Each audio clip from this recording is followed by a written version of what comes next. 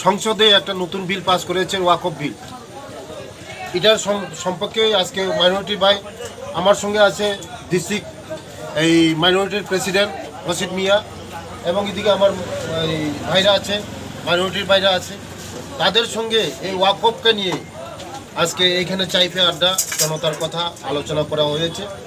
আগামী দিন আমরা মাইনরিটির সঙ্গে বসে এই যে যারা কংগ্রেস এবং সিপিএম বিভ্রান্ত ছড়াচ্ছেন সারা ভারতবর্ষের মধ্যে, আমাদের ত্রিপুরা রাজ্যের মধ্যে, এটা সম্পর্কে ওয়াকিবহাল করার জন্য, আমাদের মাইনরিটি ভাইদেরকে ওয়াকিবহাল করার জন্য ওয়াকফ বিল যেটা মোদিজি এনেছে, এটা এই মাইনরিটির স্বার্থেই এই বিলগুলি আনা হয়েছে। আগামী দিন মাইনরিটিরা যেন এই ওয়াকফ বিলের যে সুবিধা পাবে, এটা এই সম্পর্কে জানকারি দেওয়ার জন্য আজকে জনতার